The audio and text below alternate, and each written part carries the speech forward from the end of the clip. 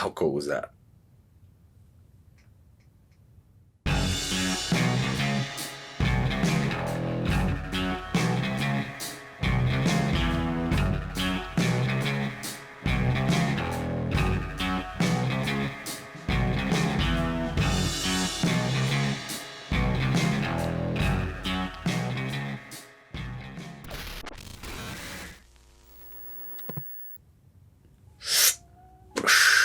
Hello people of the internet. If you're new to my channel, my name's Casper. I'm a magician, a mentalist, a cinematographer, a photographer, a jack of all trades, a master of none. But my main focus is photography and cinematography. I am used to using Final Cut. Last year I made the move to Adobe Premiere Pro. Gotta admit, I'm kind of happy with it. I'm really happy with it. I don't know why I didn't do it earlier. I'm still not particularly knowledgeable with Premiere Pro.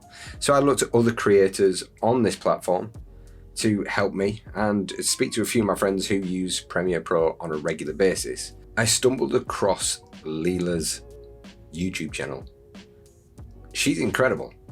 Guys, if you're not subscribed to her, please go and subscribe to her. She's absolutely incredible. And I found this video.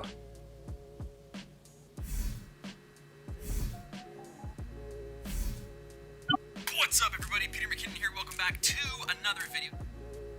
Now this video was a tutorial on how to do that.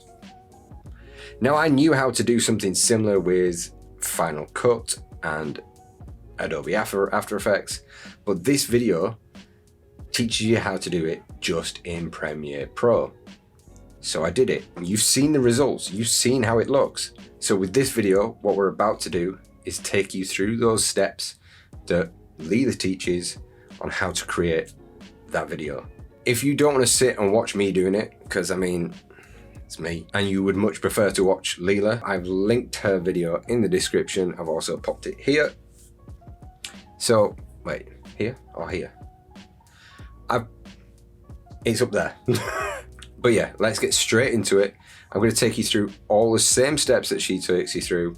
So as you can see here, I have the clips set out in this project bin folder. I don't know the term, it's there, it's there. Now, depending on your workflow and what suits you best, you can either have them set in a separate folder on your desktop or hard drive, whatever you're using, and drag them in, or you can have them set up here in Premiere Pro. As you can see, I've got my 3 clips here and some sound effects. The sound effects will become vital at the end. So what you will need is a clip of you doing the action, so like you're swiping through it and then a wafting. What you'll also need is a screen recording of your phone, because that's what we're projecting. You'll also need a video of whatever's going to pop up in frame, like you're going to be watching that one. For the sound effects, I have 2 whoosh sounds and whoosh, whoosh, whoosh, whoosh. I have like a sound. But I also have an alert sound, like a technology type of sounds for the ping up and pop up of these videos and the initial drop of the hologram. Okay, firstly, we're going to just drag onto the timeline here the original clip of the actions.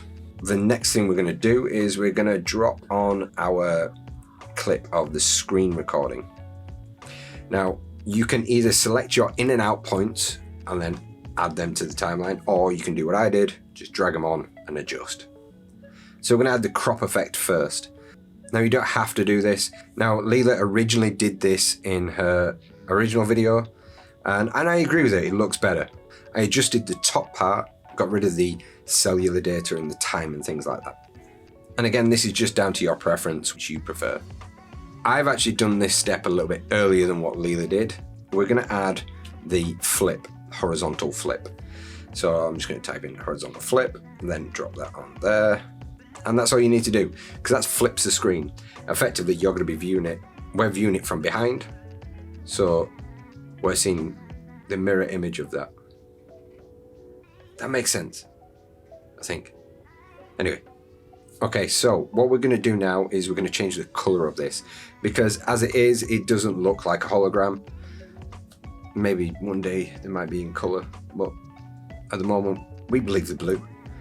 So there's two ways of doing this. Now you can either use the RGB curve or you can use RGB balance. So if you just type in RGB, I'm going to put the RGB curve on first. Now the reason I'm saying this, you can do either one, is because some people don't understand curves. And Leila explains this in her video, that some people just don't understand them. And if you move this, you can adjust it and change the curve of that color, adding or taking away something, because it can be a little bit complicated if you're new to it. So we'll just leave this, we'll delete that off there, and then we'll go to the RGB balance. This is a little bit easier because all you need to do is just slide left and right to either take the color away or add more of it. Pretty simple. I'm just going to take away all of the red for now, and we're just going to play around with it until we're happy with the color. Now don't worry if you get later on down the line and you think, I'm still not happy with that. You can readjust at any point. Okay, next we're going to add wave warp. This will effectively give it that sort of a digital look. Okay, the first thing that we're going to do is we're going to change the wave type. We're going to change that to square. Now we're going to change the direction of this because the direction itself is on a vertical and we want it horizontal. So we're going to take it from 90 to 0. Okay, I'm going to change the wave height here to 3. Now I will explain why in a second. We're going to change the wave width. This is basically the amount of waves that you're going to have on there. I'm going to change that to, let's go with 20.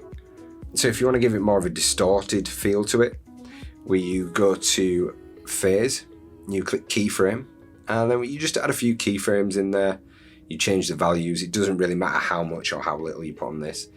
This is just an example. You put them on, and as you can see, it just gives it more of a warped, wavy, distorted feel to it.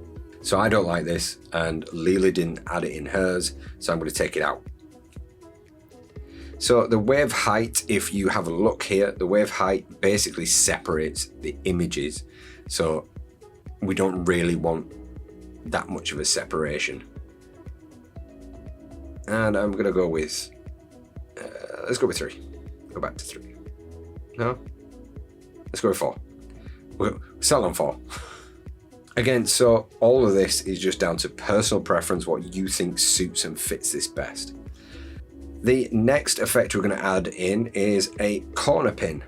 So now with a corner pin, it is a great effect, but it isn't the most fun to use.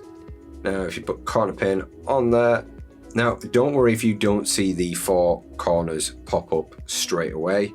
If you click on corner pin, you will then see the 4 corners pop up. So all you're going to do then is just adjust those 4 pins so that it's facing you. This is very time consuming, but it's worth it in the end, trust me. I'm not going to have you sit through and watch all of it, but we'll just skip to the next bit. So now we're going to change the opacity of this clip. I'm just going to go straight to 50%. So if you think about this, when we think of a hologram, it's almost see-through. So we want to create that sort of feel to it. I'm just going to readjust the clip here as well so that it's matching where my hand is. There we go. Okay, so the next effect that we're going to add is glow. If you type in glow and then alpha glow, add that to your timeline. Now what you're going to do is you're going to go to these 2 boxes here, the start color and end color. You can either click on the eyedropper and select the color, or you can do it manually. It's up to you. So for the start clip, I've used a lighter blue, well, turquoise, aqua. Gone for a light blue. And then for the end color, I've gone for a darker blue. So then you're just going to go to glow and brightness and adjust those amounts so you're happy with it. Okay, so the actual visual effects, and I say effects, are now done. What we're going to do now is adjust the clips so that it syncs up with my hand movements. Now this is very time consuming, and all I'm doing is I'm placing markers where my hand makes a gesture of me moving. Then I'm just going to cut at the marks of where the screen rolls, and I'm just going to adjust the timing of this so that it flows. So I'm going to speed them up, slow them down, whatever fits so that it looks like it's moving as my hand does it. You don't have to sit through all this, so I'm just going to skip to it. You get the idea of what I'm doing. Just take your time with it. Okay, so now what I'm doing is I'm just going to make some keyframes and adjust the scale and position of this, because effectively what we want it to do is to come out of the screen and then up. Now with Leela, what Leela did is she effectively just did a scale from the phone up. What I did was I pinched, and I should have thought about this beforehand, because this is going to take a while. Okay, so I'm happy with that. Looks good. Now we're going to add in the clip that we're going to have pop up. So in Leela's version, she had Peter McKinnon pop up. In mine, I have Leela pop up. I'm not going to show you all this again, because we're going to do exactly the same things that we did to the first clip with this one. You're just going to be adding the blues. You're going to be doing the corner pin, the warp. Just apply the same effects to this. Okay, so that's done. In Leela's version of this, what she does is she keyframes the movement. What I've done is I've added the directional blur first. When you have an image coming across screen, it usually moves fast and you get a little bit of motion blur. Basically, I mixed the order of these round. It doesn't really matter too much. I've changed the direction to 90 because, again, this wants to go horizontally. And then I'm going to go and do a blur length. And what I've done is I've added a keyframe in, put that to 200. Then I've just gone a frame back and I've set that to 0. As soon as my hand moves and that clip starts to move, that's where the blur is going to start. So that keyframe marker that we've just placed for the movement, we're going to add a scale and position, and then we're just going to keyframe that image out the screen. Okay, so that's done. Now it is sound design time. Let's start with the bloop or blip or alarm. What did I call it? An alert tone. The alert tone. Alert tone there. Just going to position it as it comes off the screen, like so. Go in, readjust that. There we go. So it hits just there. I'm then going to change the sound to, let's go with, I'm just going to turn that off there. Let's go with -10. I think that's about right. And then let's just bring in the next sound clip, which is our whoosh. Again, it's more of a sciencey sort of whoosh. Just readjust, adjust. So I'm happy with it. And then, so we're going to adjust the levels on that. -20 feels about right. So now what we're going to do is we're going to select that clip. So now we're just going to click on Option, click and drag. That effectively creates a new file of the same thing. You can do that with images and sounds. It's easy done. And I'm going to do this for all the other whooshes. So as I move my hand, so we're going to do this again and again for all the times that I move my hand like this. So I'm scrolling. For every scroll movement, I'm going to use this sound. So I'm now going to add in the original alert tone for when Leela pops up. So now I'm using a different whoosh sound for it coming off the screen. I feel it just added a little bit of something to me. Now again, I cannot tell you what's right, because adjusting the sound levels so it fits right, it's very hard to get right. I know people that have done this for years and still don't get it right. But to me, I'm happy with this. Okay guys, so that's it. That's it. That wasn't that hard, right? If I can do it, you can do it. Trust me, if I can do this, you can do this. Hopefully you got something out of this and you can do this. If not, Leela's original video is in the description. I'm going to be doing more of these. This was originally supposed to be the first of the Friday firsts. Yeah, but as you can see, it's not Friday. Well, who knows what time you're watching this and when you're watching this. But when I'm uploading it isn't Friday. Basically, I had lots of issues. I hope you enjoyed this. So that's it for this video. Don't forget to hit that like button, subscribe if you aren't already, and as always, take it easy.